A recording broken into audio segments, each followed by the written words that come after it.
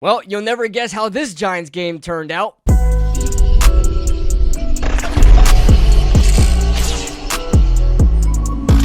What is going on, guys? Squad 27 Squad. Welcome back into another video. And my gosh, we're going to get into it right now. But before we do, make sure you guys hit that like button and subscribe if you're new to the channel. Also, check out Sleeper. 100% match up to $100 on your deposit if you use the promo code 27squad 27SQUAD. You also get a free $20 entry. $20 entry if you guys use the promo code today. So there are plenty more football games. You also got the NBA going on as well. So be sure to take advantage of that amazing offer. All right, so the Giants played a football game. And it seems like it always turns out the same exact way. No joke. The Giants offensively look good without Jackson Dart. With Mike Kafka now handling interim head coach duties and also still calling plays. Again, the Giants score on their first possession. I thought it was going to go downhill from there where they were just going to stay stagnant and score 7 points and not score any more points until like the third quarter and then collapse with their defense in the fourth quarter.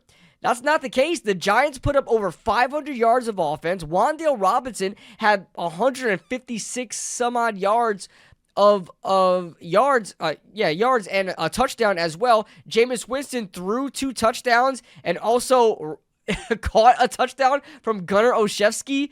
That was an amazing catch. We also had a flea flicker that had Wan'Dale Robinson. Like, we were moving. Like, Mike Kafka was in his deep bag of tricks in that offensive playbook, and it was fun to watch. Jameis Winston is always pretty much fun to watch, but the Giants have been fun to watch for 3 quarters. But I'm telling you, it's always the same. I'm numb to it, guys. I'm not even upset anymore. I mean, you saw me, like, I get mad initially about it happening, but once it actually happens, I've almost accepted it. Leave it in the comments if you're like the same exact way, where like you know how this goes already. You are already like you're invested in it. You're watching the game. You see that the Giants are up by 10 points. Then they get knocked it down to 3, and then somehow, some way they go into overtime. And the first play, oh God, the first play of the game. The first play of overtime, I'm sorry, I'm losing it right now. I've been up since 6 a.m. The first play of overtime was a run for a touchdown. Not a pass, not some deep pass, not some blowing coverage. A run from Jahmyr Gibbs. 1 play touchdown in overtime. Way to give your offense a chance. Way to give your offense a chance. Now they have to march right onto the field. Are you kidding me? Are you kidding me, man? It sucks. It really does. It really does. To see Mike Kafka out there coaching his ass off, and the offense putting up 500. Guys, the Lions have not allowed a 300-yard passer all year. And they allowed Jameis Winston. I'm sure they didn't allow 500 yards of offense either. And they have against the Giants. And all the time, I'm reeled in, invested, thinking that, hey, maybe this is the time that they don't lose the game. And they wind up losing the game. It's insane. It's insane. And now, you know, the only bright side I have to this is you really, if the front office, if the rest of the coaching staff, if the entire team hasn't already been looking dead in the eyes at Shane Bowen, now needs to be the time. Now needs to be the time, because who is authorizing having Dexter Lawrence off the field the first play of overtime? Who's authorizing that? I don't know if Dexter Lawrence would have still allowed a big run from Jahmyr Gibbs, but you not having him out there doesn't give him a chance to. It's unreal. It's unreal. And, you know, I have a lot of people in my comments saying the Giants got to be tanking. You know, let's talk about that field goal at the end of the game. Jonathan Vilma is, he might be the worst broadcaster, the color commentator in the NFL, because this is not the first time where he's completely clueless about what the Giants have been doing this season. He literally said, hey, I say you kick the field goal and you give your defense a chance to close out the game. When has the defense ever closed out the game? When has the defense ever closed out maybe all the way in week 3 versus the Chargers, where Dexter Lawrence had an interception to help close out the game? The defense can't close out a game. I was all for Mike Kafka trying to win that game right there. Unfortunately, it didn't work in the Giants' favor. Now, the Giants got away with a lot of miracle third down plays to Theo Johnson, a pop-up pass that looked like it was tipped to Isaiah Hodgins, right? A couple of times. Wan'Dale Robinson, flea flicker that almost was going to be a sack. Jameis Winston touchdown that was almost going to be incomplete. Jameis Winston had to adjust to that ball. There was a lot of times where the Giants were able to get away with things that normally they wouldn't. So, unfortunately, the magic ran out on 4th down there. But I don't hate that call. I liked it. Try to win the game right there, because even if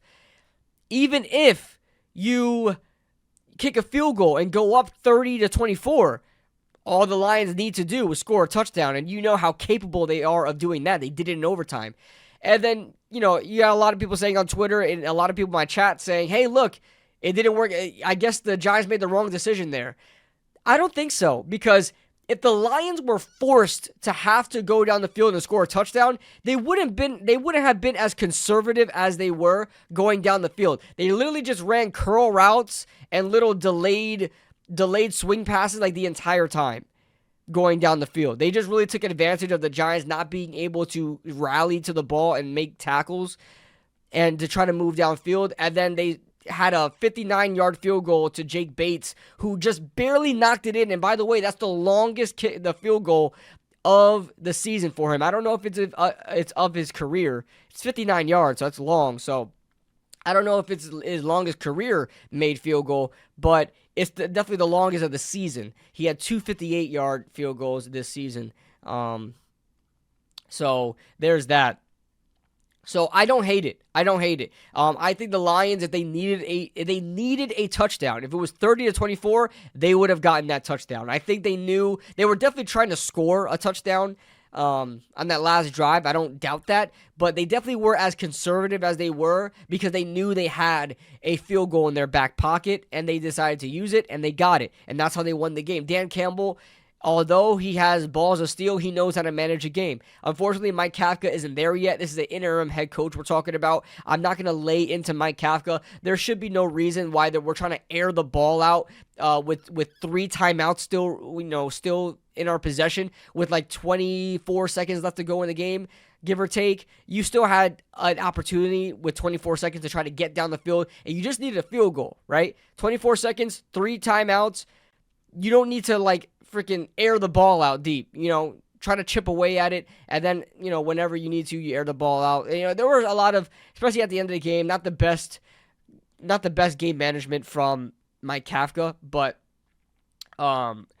I was all for the move of just going forward on 4th down and making it a unreachable game for the Lions. Then we would have been up 34-24, and it would have been done for the Lions if we scored. If not, they would need a field goal for overtime, But that being said, it is what it is, guys. The team is 2-10. They may be the most entertaining 2-10 team I've ever seen. I've never seen a more entertaining 2-10. I'm still enjoying watching them. Even though playoff dreams are done, a lot of guys are hurt, nothing really matters towards the end of the season, I'm still enjoying watching them play. It's not like last year where you would watch this team play and you would have to wonder if they would even score a touchdown. You could literally put an over-under on if they would score just 1 touchdown. Defensively, offensively, rushing, passing, doesn't matter. But this team is entertaining to watch. Only problem is they play great for about 3 1/4 quarters, So, and then they find a way to lose the game. So it is what it is. We're going to have a really high draft pick, and we're going to sell it for a king's ransom. That's what I'm looking on the bright side on, I guess. I don't really want to sit here and talk about draft. You guys know that, but mock draft's coming soon, baby. We gotta come on, we gotta hit that algorithm, baby. But that's it, guys. Leave your thoughts in the comment section below. Leave a like if you guys enjoy it. Subscribe if you're new. Be sure to check out Sleeper. We'll see you guys next time.